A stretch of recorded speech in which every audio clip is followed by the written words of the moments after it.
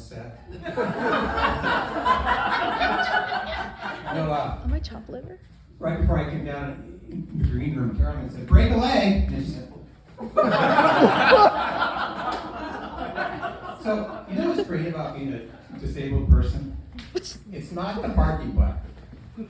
It's actually that solicitors are much less inclined to approach you. You know those kids who hang outside of Ralph's and are selling candy bars to raise money? Well, ever since I started walking with a limp, they rarely approach me. So just the other day, my friend Frank and I went to Ralph's, and he hates being approached by solicitors. He didn't even want to go in. I said, "Frank, come on, you gotta go in." There are kids at each door that were raising money for their cross-country team. We walked in, we walked out, they never approached us. And I said, "Frank, ever since I started to limp, they don't approach us anymore." And he said, "You are so lucky."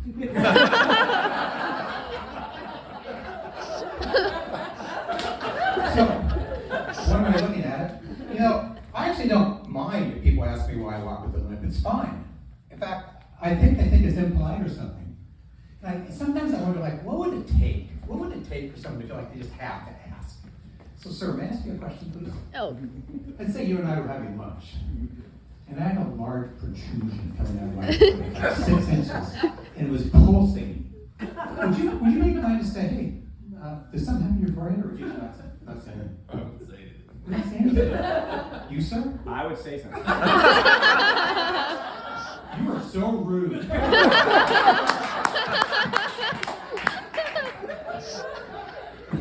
So I'll tell you what happened. Like 9 months ago, I had an autoimmune reaction to the flu. I wound up in the hospital, did nerve damage to my leg. Now I walk like my leg's made out of wood.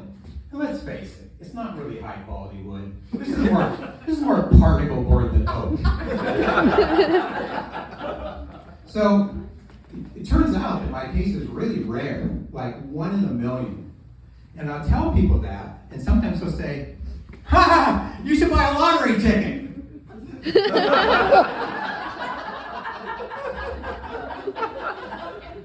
Now my neurologist was always really excited to see me because my case was so rare. He would say, "Yours is a very interesting case." You can tell he's from Slovenia because that's my accent, right? And I would say, "Doc, that's fantastic, but what can I do?" He would say, "I don't really know, maybe you should buy a lottery ticket." So I decided to look in books for answers.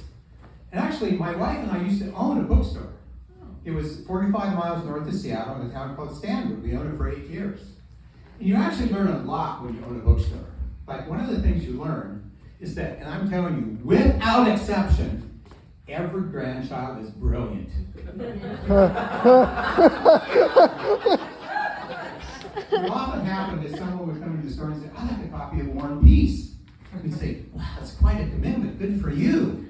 And she'd say, "Oh, it's not for me. It's for my granddaughter." "Good for her. How old is she?" "Oh, she's 3." Sometimes people would ask us for recommendations. Actually, quite often. Sometimes we miss the mark. Like, one time, a woman came in and wanted a book for her 12-year-old grandson. After some discussion, we recommended Huck Finn. Well, 2 days later, she comes back in and she angrily slams the book down on the counter. I think, "Oh no, it's the racism." She said, "This book is full of petty thievery." And I said, "The racism didn't bother you?" She said, "What?"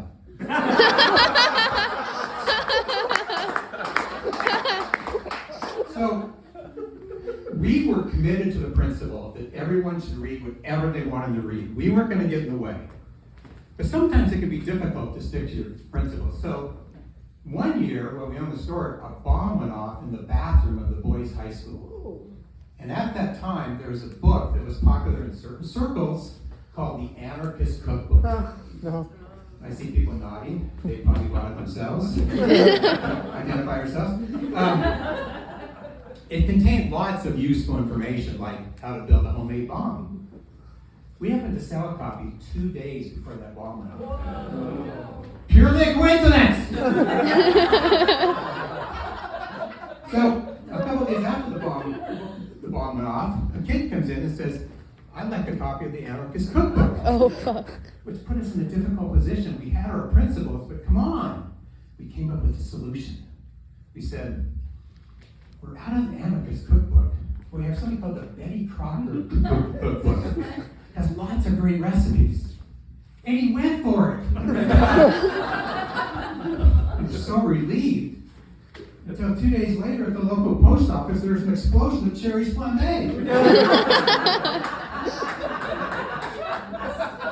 Now, as I said, we were quite a ways outside of Seattle. We were in a pretty conservative area. And when we owned the store, Madonna came out with the book. It was called Sex.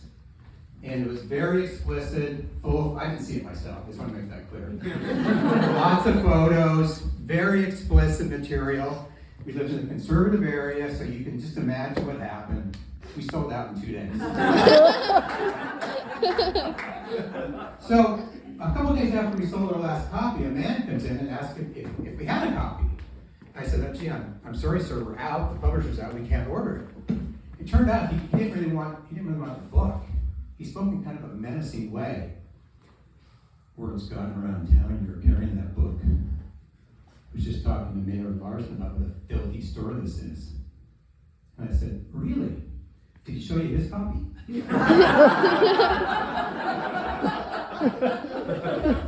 Now, one year, a religious bookstore opened across the street from us, and it billed itself as a family-friendly bookstore.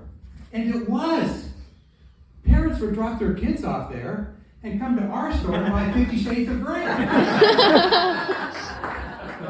It closed after about 6 months. I guess they didn't have enough copies of War and Peace. Anyway, back to my life, which of course is endlessly fascinating.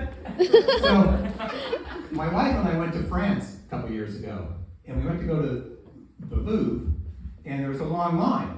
We went to get in line, and the security guard motioned us to the front. I thought, oh no, we're being picked up for extra screening. But it wasn't that. They let us go to the long line, to the front of the line because of my limp. Now look, I'm not really proud to say this, but after I found that out, whenever there's a long line, my limp out.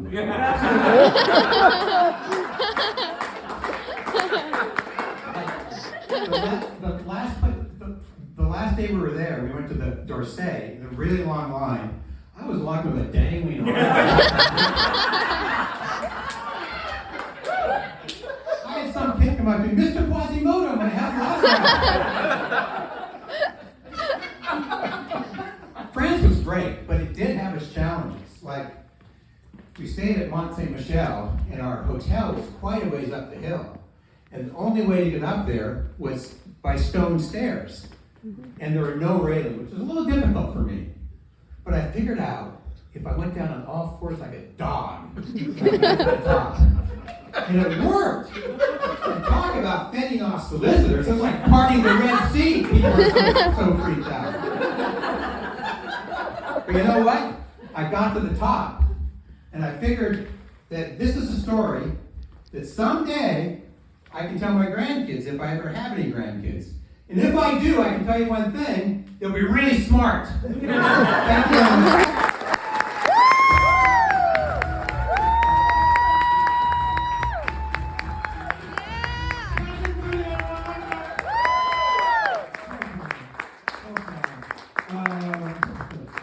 That's great. We have